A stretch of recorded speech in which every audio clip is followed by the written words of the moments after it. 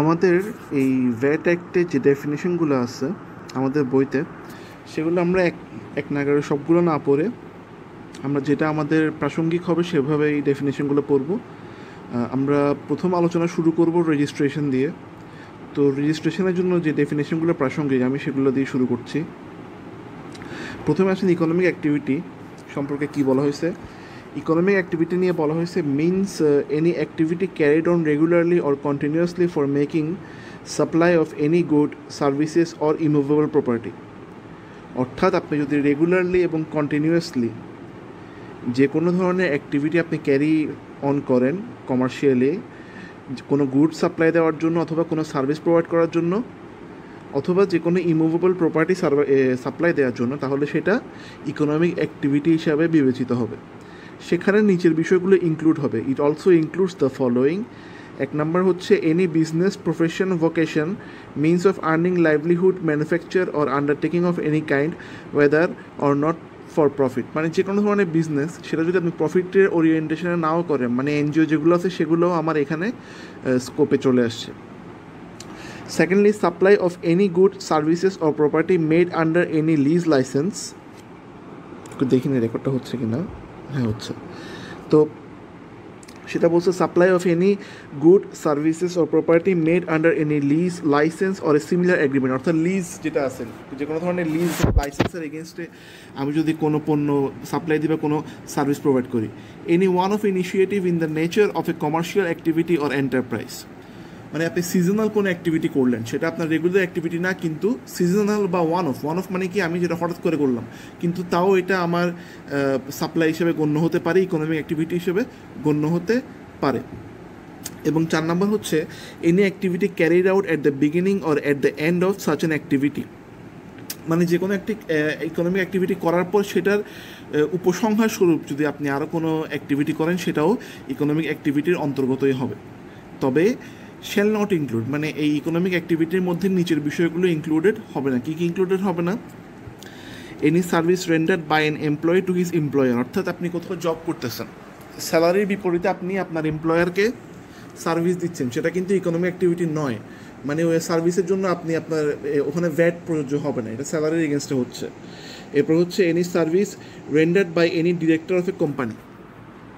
আপনি কোনো কোম্পানির ডিরেক্টর হিসেবে আছেন, তো অবভিয়াসলি আপনি ডিরেক্টর মানেই তো এমপ্লয়ি, তো সেই এমপ্লয়ি হিসেবে আপনি সেখানে সার্ভিস দিচ্ছেন, সেটা ইকোনমিক অ্যাক্টিভিটি হবে না। তবে এখানে কথা আছে, provided that the services rendered by a director who holds the office of the directorship for the purposes of the business of the company shall be regarded as an economic activity. এটা আমি বাংলায় একটু বলি যে suppose যে অফিসটায় আপনি director পদ ধরে আছেন, সেটার আসলে মালিকই আপনি, এবং ডিরেক্টর হয়ে আপনি সেখান থেকে সার্ভিস দিচ্ছেন।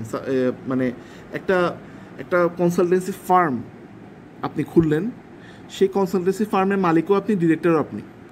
তো আপনি ফার্মের হয়ে যখন সার্ভিস দিচ্ছেন ক্লায়েন্টদেরকে, সেটা কিন্তু তখন ইকোনমিক অ্যাক্টিভিটি হয়ে যাবে। আশা করি ক্লিয়ার হয়েছে।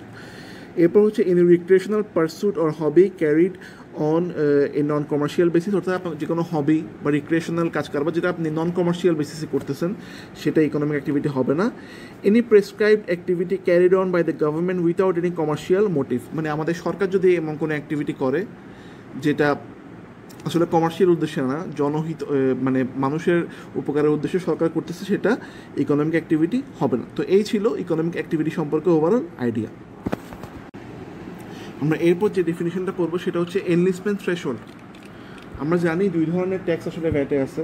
যারা একেবারেই কিছু জানেন না তারাও অন্তত এই দুটো জানেন, যে টার্নওভার ট্যাক্স আর ভিএটি ভ্যাট। তো ভ্যাটের জন্য আমাদের নিতে হয় রেজিস্ট্রেশন, আর টার্নওভার ট্যাক্সের জন্য আমরা নিই এনলিস্টমেন্ট। তো কী ধরনের টার্নওভার হলে আপনি টার্নওভার ট্যাক্সের জন্য এনলিস্টমেন্ট নেবেন, আর কী ধরনের আপনার টার্নওভার হলে আপনি ভ্যাটের জন্য রেজিস্ট্রেশন নেওয়া লাগবে, সেটার ডেফিনেশন আছে। প্রথমে আসেন এনলিস্টমেন্ট থ্রেশহোল্ড। অর্থাৎ এই থ্রেশহোল্ডটা পার করলে আপনাকে টার্নওভার ট্যাক্সের জন্য এনলিস্টেড বা তালিকাভুক্তি নিতে হবে। এনলিস্টমেন্ট থ্রেশহোল্ডের ডেফিনেশন হচ্ছে মিনস দ্য লিমিট অফ টাকা 50 lakh as turnover of an economic activity of any person in a 12-month period. অর্থাৎ 12 মাসের একটা পিরিয়ডে, 1 বছর সময়কালে এবং এই 12 মাসের পিরিয়ডটা সম্পর্কে আরও একটু আলোচনা আছে, যেটা আমরা একটু পরে করব। প্রথমে একটু জানি যে 12 মাসের একটা পিরিয়ডে আমার টার্নওভার যদি 50 লাখের উপরে যায়, তাহলে আমাকে টার্নওভার ট্যাক্সের জন্য এনলিস্টমেন্ট নিতে হবে। আমার টার্নওভার যদি 50 লক্ষ টাকার উপরে যায় এবং 3 কোটি টাকার নিচে থাকে, 3 কোটি টাকার লিমিটটা পরের ডেফিনেশনে আমরা দেখব। আমার টার্নওভার যদি 50 লক্ষ টাকার উপরে যায় এবং 3 কোটি টাকার নিচে থাকে, তাহলে আমাকে টার্নওভার ট্যাক্সের জন্য এনলিস্টমেন্ট নিতে হবে। তবে সেই ক্ষেত্রে আমি যে টার্নওভারটা ক্যালকুলেশন করব, সেই টার্নওভারটায় নিচের বিষয়গুলো উল্লেখ থাকবে না, মানে এগুলো এক্সক্লুডিং। কী কী? The value of an exempted supply, যে সকল সাপ্লাই ভ্যাটে এক্সেমটেড, মানে যেগুলোর ওপর ভ্যাট প্রযোজ্য নয়, সেই ধরনের কোনো সাপ্লাই যদি আমি করি, সেটার এগেনস্টে আমি টার্নওভার পেতেই পারি। সেটা আমার এই এনলিস্টমেন্টের যে থ্রেশহোল্ড, সেটা ক্যালকুলেশন করার সময় বিবেচনা করা হবে না। 2 হচ্ছে the value of sale of a capital asset. আমি যদি কোনো ক্যাপিটাল অ্যাসেট সেল করি, মানে আমার যদি কোনো ক্যাপিটাল অ্যাসেট থাকে, ওই ক্যাপিটাল অ্যাসেট যদি আমি সেল করি, সেটা আমার টার্নওভারের মধ্যে আসবে না। টার্নওভার আসবে কি আমার ইকোনমিক অ্যাক্টিভিটি থেকে।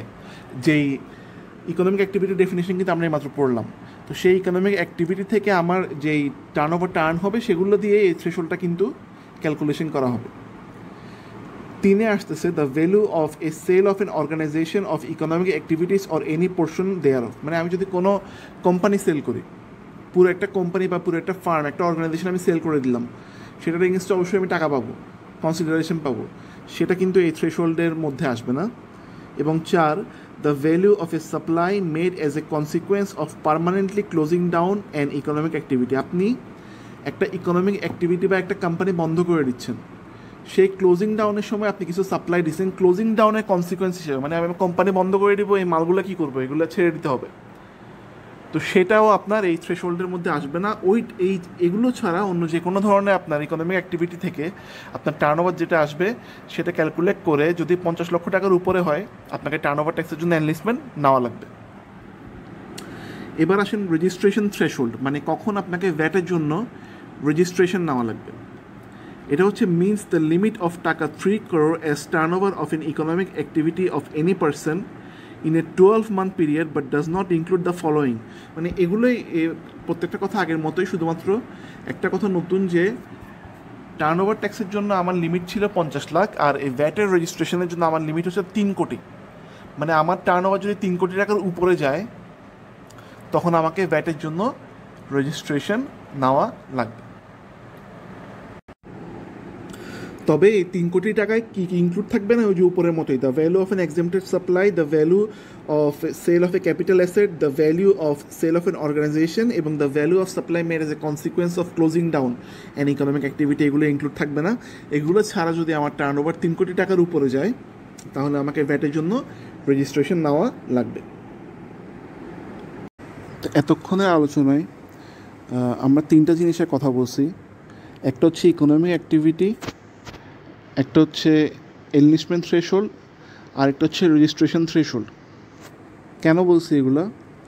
যে প্রথম হচ্ছে ইকোনমিক অ্যাক্টিভিটি, আমরা কোনগুলো বলছি, যে অ্যাক্টিভিটিগুলো করলে আপনাকে অ্যাজ এ কোম্পানি আপনাকে ভ্যাটের জন্য রেজিস্ট্রেশন নিতে হবে। তাহলে ওই অ্যাক্টিভিটিগুলো যদি আপনি করেন, তখন আপনার ভ্যাটের রেজিস্ট্রেশন নেওয়ার প্রশ্ন আসবে।